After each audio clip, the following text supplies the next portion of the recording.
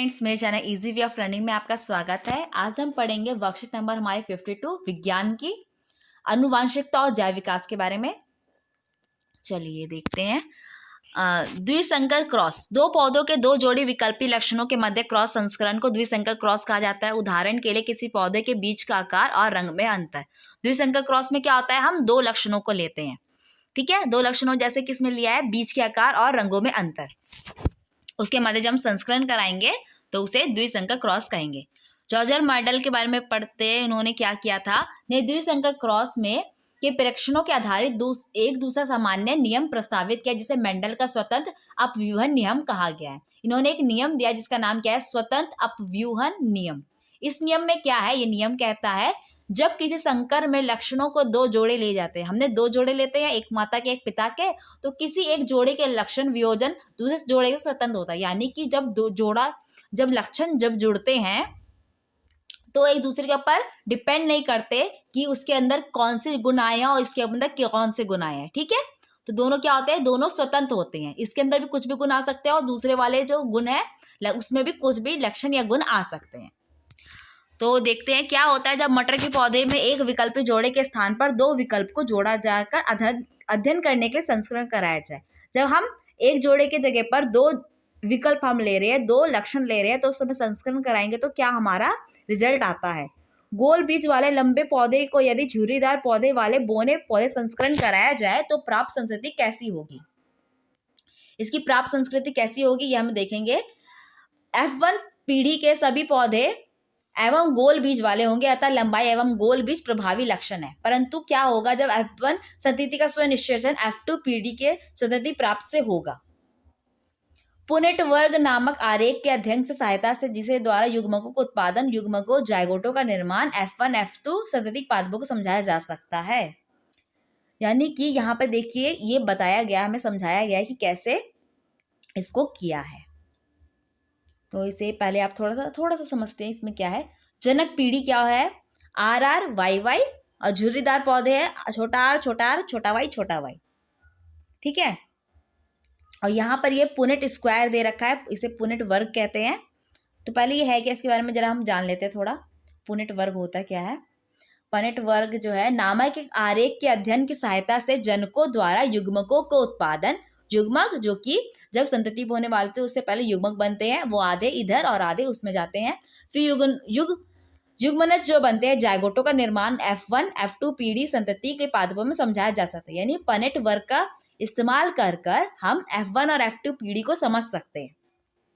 ठीक है, तो यही पुनेट वर्ग है। ठीक है, चलिए ये वो जो हमारा फिगर दिया गया है, जिसमें समझाया गया है, उसे हम थोड़ा समझने की कोशिश करते हैं कि आखिर ये है क्या। मैंने लिख रखा है आप लोगों के लिए समझाने के लिए अच्छे से। तो देखिए, पहला हमें जनक पीढ़ी दी गई थी जिसमें गोल पीला और दूसरा है झुर्रीदार और हरा वाला। यानी इसमें गोल गोल बीज होंगे और पीले पीले कलर के होंगे, और इसमें झुर्रीदार बीज होंगे और हरे हरे रंग के होंगे। तो गोल और पीला क्या है, प्रभावी हमारा है, और झुर्रीदार और हरा है वो हमारा क्या है, अप्रभावी है। तो जो गोल और पीला का जो युग्मक बनेगा वो क्या बनेगा, एक एक बनता है, आधा आधा। यानी कि जब लक्षण होता है तो क्या होता है, आधे आधे माँ बाप से और आधे माँ से आधे बाप से, तो इसमें आधे आधे बनेंगे। बड़ा R बड़ा Y, झुर्रीदार के लिए छोटा r छोटा y। ठीक है, तो ये हमारे युग्मक बन गए। अब देखिए जो RR है, एलील जो है वो प्रभावी है, इसलिए वो अपना प्रभाव दिखाएंगे। जो उसके पास जैसे लक्षण होंगे वो अपना प्रभाव दिखाएंगे हर बार। और जो हमारा अप्रभावी है, छोटा r छोटा y वाला, उसमें क्या है, इसके एलील जो है अप्रभावी और ये अपने लक्षण छुपे रहेंगे इसके। तो जब इसका संस्करण हुआ तब इसके जो पहली जो पीढ़ी आई F1 पीढ़ी जो है उसके क्या है, गोल गोल बीज और पीले पीले रंग के बीज बने। ठीक है, क्यों बने, क्योंकि इसमें बड़ा R और बड़ा Y है, इसलिए ये अपना प्रभाव दिखाया। इसने बड़ा R यानी गोल गोल है और पीला यानी बड़ा Y है। अब F1 पीढ़ी आने के बाद क्या हुआ, इसको इसी के साथ स्वनिश्चेषण करवाया गया। स्वनिश्चेषण माने कि इसी के साथ संस्करण कराया गया। अब इसमें संस्करण कराया तो क्या बना, इसमें जो हमारा, एक मिनट ये देखते हैं, और प्रभावी क्या है, जब R बड़ा होगा और Y बड़ा बड़ा आएगा तब दोनों ये अपने प्रभाव दिखाएंगे, और जो छोटा r छोटा y है वो अपने प्रभाव नहीं दिखाएंगे। ठीक है, तो इसमें जब हमने इसका साथ संस्करण कराया तो क्या होता है, इसके युग्मक बनते। कौन कौन से युग्मक बनेंगे, बड़ा R बड़ा Y बड़ा R छोटा वाई, छोटा आर, बड़ा वाई और छोटा आर, छोटा वाई।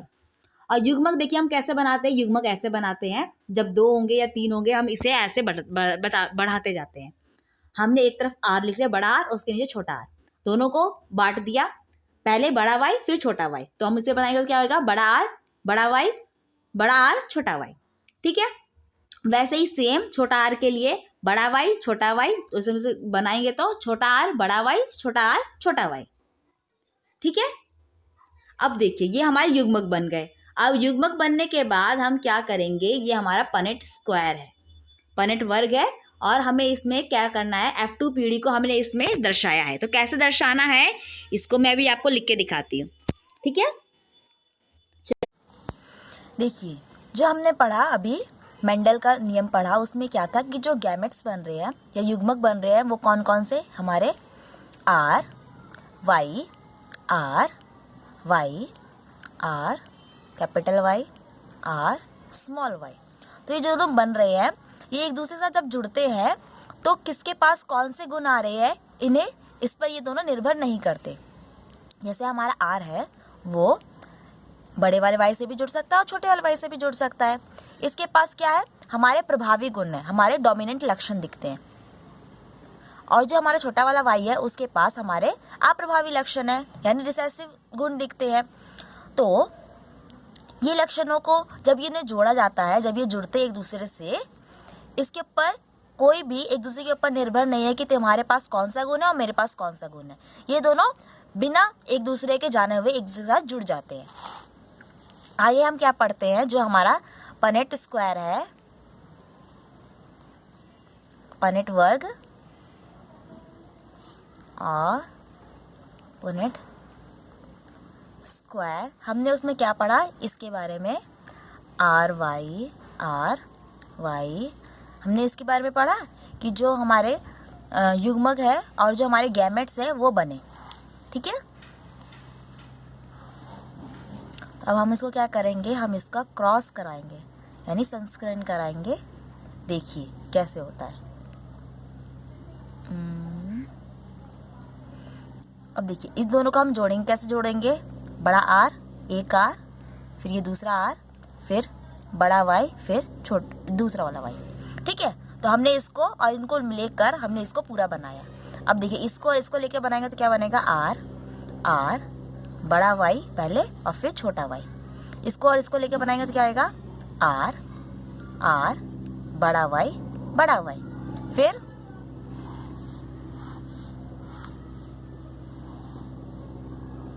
देखिए बड़ा आर बड़ा वाई छोटा वाई, फिर बड़ा आर बड़ा वाई और छोटा वाई। इसको लेके अब इसको लेके बनाते हैं, बड़ा आर फिर से बड़ा आर छोटा वाई, फिर बड़ा आर बड़ा वाई और छोटा वाई। फिर देखिए इसको और इसको लेके बनाएंगे, बड़ा आर छोटा Y R Y R Y. देखिए हमने क्या ले रहे हैं, जो प्रभावी लक्षण है यानी कि जो डोमिनेंट वाला है वो क्या है, बड़ा वाला है, तो बड़ा वाला हम सबसे पहले रखेंगे और छोटा वाला उसके बाद रखेंगे। ठीक है, अब देखिए आगे आर बड़ा वाई छोटा वाई, फिर आर छोटा वाई आर बड़ा वाई आर अब फिर से यहाँ पे बड़ा वाई फिर छोटा वाई, फिर देखिए इसको आर बड़ा वाई आर बड़ा वाई छोटा वाई। ठीक है, इस तरीके से ये हमने बना लिया। इसको और इसको जोड़ना है और फिर आगे लिखते जाना है। ठीक है, समझ में आ गया होगा आप लोगों को। अब हम समझते हैं जो आर वाई है, छोटा आर बड़ा आर बड़ा वाई छोटा आर बड़ा वाई बड़ा आर छोटा वाई छोटा आर छोटा वाई। ठीक है, ये युग्मक है, 4 हमने ऊपर लिख लिया और 4 युग्मक हमने इसके इस तरफ में लिख लिए, एक ऊपर और एक टेढ़े में। ठीक है, इन दोनों को हम मिलाते हुए हम इसको आंसर, हमने इतना सारा माने आंसर निकाल लिया। ठीक है, इसके बाद हमें इसमें क्या समझ में आया कि जो रेड वाले से मैंने जो सर्कल किया हुआ है लाल वाले रंग से, उसमें क्या है, वो सब अपना प्रभाव दिखा रहे हैं। उसमें बड़ा आर और बड़ा वाई है। ठीक है, देखिए ध्यान से, बड़ा आर और बड़ा वाई है हर बार, हर जहां जहां पे मैंने रेड से सर्कल किया है। इसका मतलब क्या है, ये कितने हैं, 1 2 3 4 5 6 7 8 9, 9 है जिसमें बड़ा आर और बड़ा वाई है। अब देखिए जो मैंने नीले नीले कर रखी है, नीले नीले में क्या है, बड़ा छोटा आर है और बड़ा वाई है। ठीक है, वो कितने, 3 है। अब मैंने हरे वाले देखिए, हरे वाले जिसमें मैंने कर रखे गोले, इसमें बड़ा आर और छोटा वाई है। ठीक है, इसमें सिर्फ आर वाला जो है वो अपना लक्षण प्रभाव दिखाएगा, और जो वाई वाला है वो अप्रभावी वाला है इसमें। और इसमें एक जो है वो है छोटा आर छोटा वाई वाला। ठीक है, चलिए आगे देखते हैं, आगे समझते हैं। अब इसमें प्रभावी कौन से होंगे, जहां जहां बड़ा आर और बड़ा वाई जब दिखेगा एलील में तो वो प्रभावी होगा, चाहे वो बड़ा आर बड़ा वाई और बड़ा वाई हो, या फिर बड़ा आर छोटा आर और बड़ा वाई और छोटा वाई हो। तो इसमें क्या दिखाएंगे, अपना प्रभाव दिखाएंगे, इसमें प्रभावी गुण या लक्षण प्रदर्शित करेंगे अपना। अब जो हमारा छोटा आर छोटा वाई और छोटा वाई है, ये एलील जो होंगे वो अप्रभावी लक्षण प्रदर्शित करेंगे, यानी कि जो अप्रभाव है, जो छुपे हुए थे, वो अब इसमें प्रदर्शित होंगे।